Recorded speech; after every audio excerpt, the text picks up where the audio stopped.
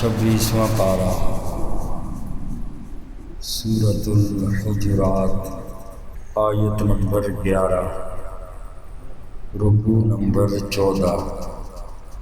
اعوذ باللہ من الشیطان الرجیم، بسم اللہ الرحمن الرحیم۔ یا ایھا الذین آمنوا لا یسخر قوم من قوم، اے ایمان والو نہ مذاق اڑائے کوئی قوم دوسری قوم کا، عسیٰ ان یکونوا، ممکن ہے کہ وہ خیرا منہم، ان سے بہتر ہوں، ولا نساء من نساء، اور نہ عورتیں دوسری عورتوں کا مذاق اڑائیں، عسیٰ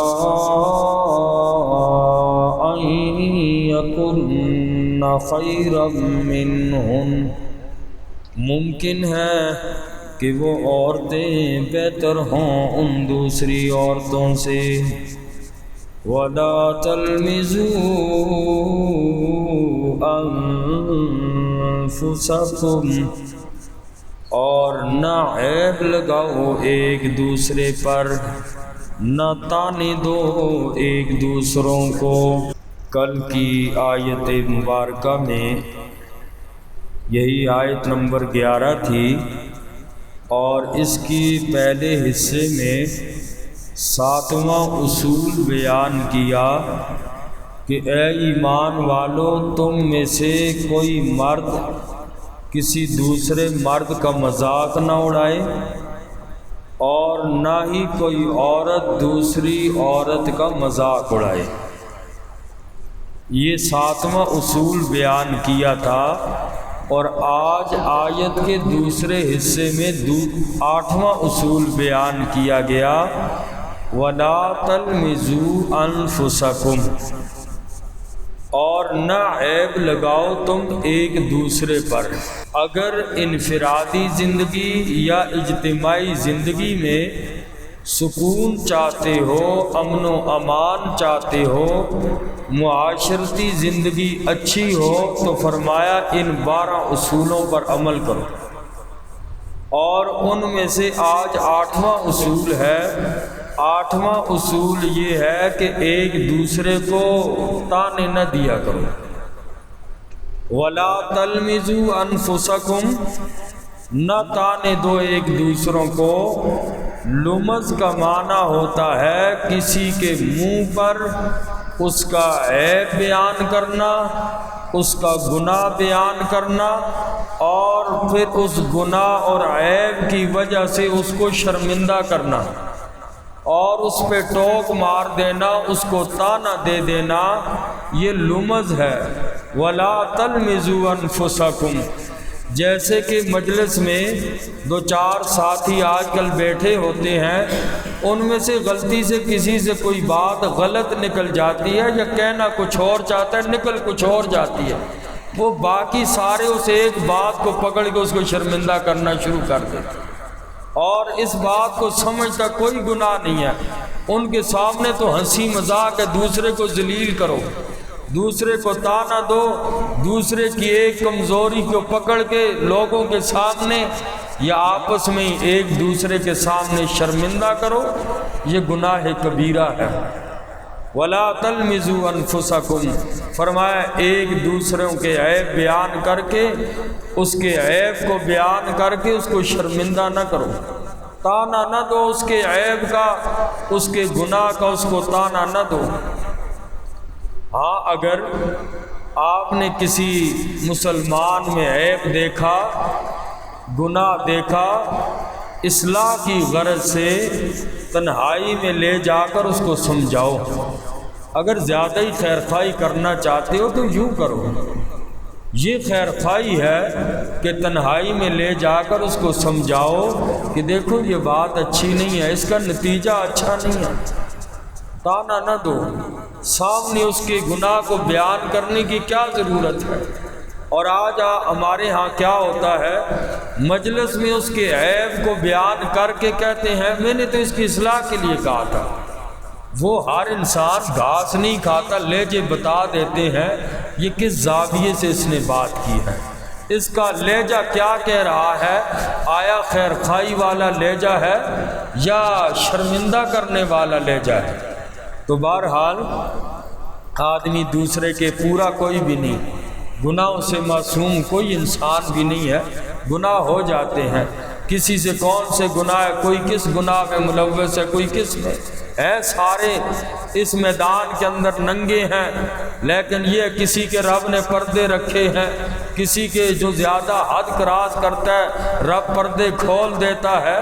تو اس لیے اگر ایسی صورتحال ہو تو کسی کے عیب اور گناہ اور کمزوری کا تانا نہ دو، شرمندہ نہ کرو، تانا دینا سخت گناہ ہے۔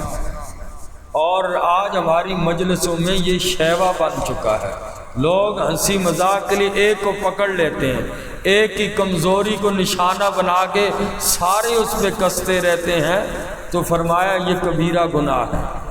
قرآن نے فرمایا وَيْلٌ لِكُلِّ ہُمَزَةٍ لُمَزَةٍ، ہلاکت ہے، تباہی ہے، بربادی ہے، لِكُلِّ ہُمَزَةٍ لُمَزَةٍ، ہر ہمزہ کے لیے اور لومزہ کے لیے۔ اور بعض مفسرین نے ویلن سے مراد جہنم کی گھاٹی لی ہے، کہ جہنم کی گھاٹی ہے اس انسان کے لیے جو ہمزہ ہے اور لومزہ ہے۔ ہمزہ اس کو کہتے ہیں کہ کسی دوسرے انسان کی پیٹھ پیچھے برائی کو بیان کیا جائے، برائی پائی گئی ہے لیکن اس نے یہ کیا ہے کہ اس کی غیر موجودگی میں اس کی برائی دوسرے لوگوں کو بیان کر دیا، یہ غیبت ہے۔ اور غیبت کا بیان آگے آیت نمبر 12 میں تفصیلی آ رہا ہے، انشاءاللہ غیبت کے موضوع پہ وہاں بات کریں گے۔ تو بہرحال ہمزہ کہتے ہیں کہ کسی انسان کی برائی کو اس کے پیٹھ کے پیچھے بیان کیا جائے۔ اور آج کہیں مجلس لگی ہو، غیبتیں شروع ہو جاتی ہیں، پہلے تو روکتا ہی کوئی نہیں ہے، مزے لگا کے سنتے ہیں دوسرے کی برائی، اور اگر کوئی ایک آدھ آدمی روک بھی دیتا ہے تو آگے سے اس کو چپ کرانے کے لیے یوں کہا جاتا ہے میں کوئی غلط بات تو نہیں کر رہا، میں تو یہ بات اس کے منہ پر بھی کہہ سکتا ہوں، اور میں تو حق اور سچ بیان کرتا ہوں، میں ڈرتا تو نہیں ہوں، اس کے منہ پر بھی بیان کر سکتا ہوں۔ بہرحال منہ پر بیان کرے یا نہ کرے، ابھی تو غیبت کر چکا تو، اور ہم تو سمجھتے ہیں کہ ہم سچے ہیں، ہم حق والے ہیں۔ قرآن کہتا ہے تمہارے لیے ویلن، ہلاکت ہے، بربادی ہے۔ اور آگے اللہ پاک نے فرمایا کَلَّا لَيُنبَذَنَّ فِي الْحُطَمَةِ، خبردار سن لو، ایسے لوگوں کو ضرور ہمزہ اور لومزہ جو کسی کے پیٹھ کے پیچھے برائی بیان کرے، لومزہ کہتے ہیں منہ کے اوپر اس کے گناہ کا تانا دے، اس کو کہتے ہیں لومزہ۔ ہمزہ اس کی کمزوری، اس کی غیبت اس کے پیٹھ کے پیچھے بیان کرے۔ اللہ نے فرمایا ہم تو سمجھتے ہیں ہم سچے لوگ ہیں، ہم کھرے لوگ ہیں، ہم تو ہر جگہ بیان کر سکتے ہیں۔ قرآن کہتا ہے ایسے لوگوں کے لیے ہلاکت ہے۔ اور آگے اللہ نے وعید بڑی سخت بیان کی کَلَّا لَيُنبَذَنَّ فِي الْحُطَمَةِ وَمَا أَدْرَاكَ مَا الْحُطَمَةُ نَارُ اللَّهِ الْمُوقَدَةُ، ایسے لوگوں کے لیے اللہ نے فرمایا حطمہ کے اندر تمہیں ڈالا جائے گا۔ وَمَا أَدْرَاكَ مَا الْحُطَمَةُ، تمہیں خبر نہیں ہے کہ حطمہ ہے کیا۔ پھر اللہ نے خود تفصیل فرمائی نار اللہ الموقدہ، اللہ کی بڑکائی ہوئی آگ ہے ایسے لوگوں کی۔ کیا ضرورت کسی کے گناہ میں پڑنے کی، کسی کو اس کے گناہ کا تانا اس کے منہ پر دینا، اس کو شرمندہ کرنا۔ اور اسی طریقے سے حدیث پاک میں فرمایا جو آدمی کسی انسان کو اس کے گناہ کا تانا دیتا ہے اور ہو سکتا ہے وہ بندہ توبہ بھی کر لے اپنے اس گناہ سے، لیکن تم نے تانا دے دیا اس بندے کو۔ حدیث میں فرمایا اللہ تو اس وقت تک اس انسان کو موت نہیں دے گا جب تک کہ یہ انسان اس گناہ میں ملوث نہ ہو، اس وقت تک موت نہیں آئے گی۔ آقا نے فرمایا یہ تانا دینے والا دوسرے کے جس گناہ پہ اس نے اس کو شرمندہ کیا، اللہ موت نہیں دیں گے جب تک یہ بندہ اس گناہ میں ملوث نہ ہو۔ اس لیے یہ دنیا میں عدلے کا بدلہ ہے۔ کیا ضرورت ہے کسی کے گناہوں کے پیچھے پڑنے، پھر گناہوں کے تانا دینے کی؟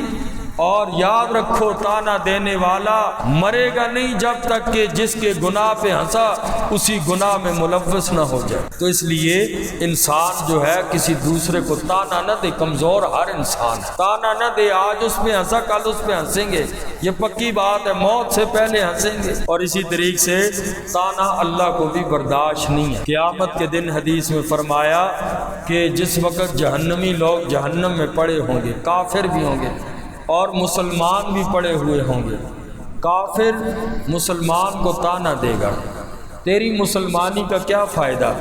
تو دنیا میں دین کیا کرتا تھا کہ ہم مسلمان ہیں، ہم مسلمان ہیں، تیرے دین نے تجھے کیا فائدہ دیا؟ دیکھ آج جہاں ہم جہنم میں، تو بھی جہنم میں پڑا ہوا ہے، کیا فائدہ ہوا تیرے دین کا؟ تانا دے گا، رب تانا برداشت نہیں کریں گے۔ اللہ فرمائیں گے فرشتوں جتنے بھی مسلمان جہنم میں پڑے نکال دو، سب نکال دیے جائیں گے۔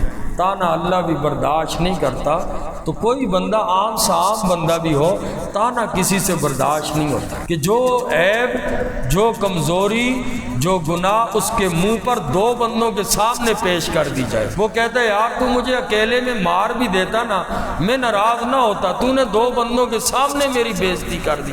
یہی تانا ہے کہ تو اکیلے میں مجھے جو کچھ کہہ دیتا میں قبول کر لیتا، لیکن دو بندوں کے سامنے تو نے میرے ساتھ یہ کیا، مجھے اس چیز کا تانا دیا۔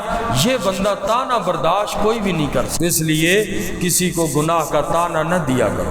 وَلَا تَلْمِزُوا أَنفُسَكُمْ، تانا دینا چاہے زبان سے ہو یا کسی بھی عمل سے ہو، مثلا کسی کی نقل اتاری اور اس کی زبان میں لکنت تھی اور آدمی اس کی زبان کی لکنت کا کیا کرتا ہے، نقل اتارتا ہے۔ مثلا وہ توتلی زبان بولتا ہے، تو اب یہ بھی جب بھی بات کرتا ہے دو بندوں کے سامنے اس کو تانا دینے کے لیے اسی کی بولی میں بولتا ہے اور اس کی نقل اتارتا ہے، اور جس سے وہ دوسرا بندہ اپنی توہین محسوس کرتا ہے، یہ بھی تانا ہے۔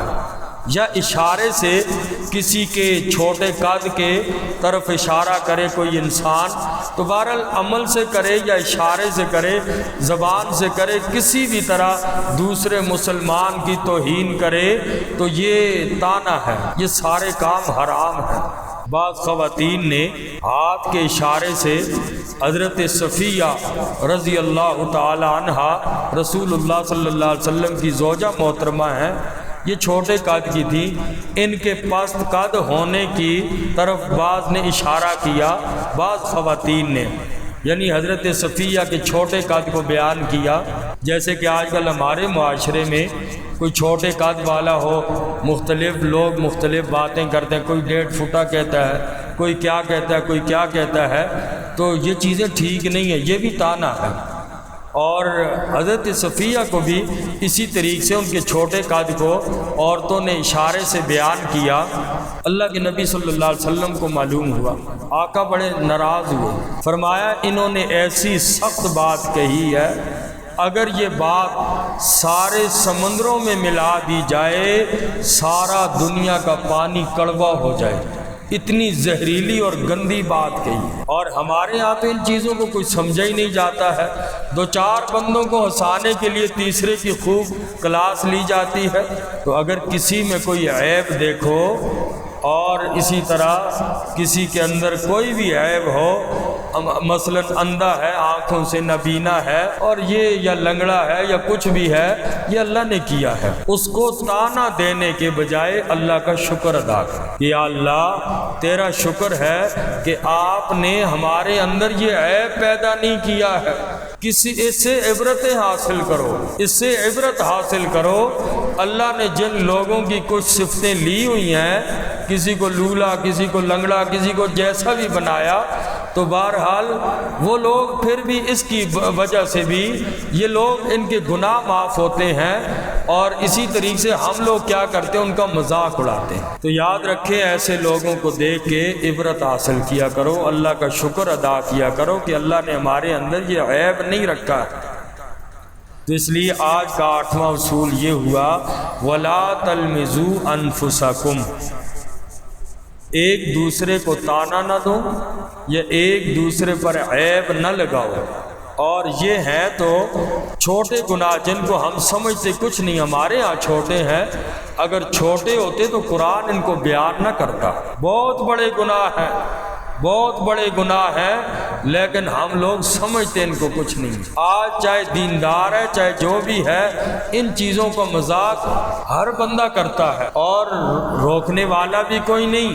تو اسی طریقے سے ایسی باتیں انسان کو سیکھنی بھی چاہیے اور عمل بھی کرنی چاہیے۔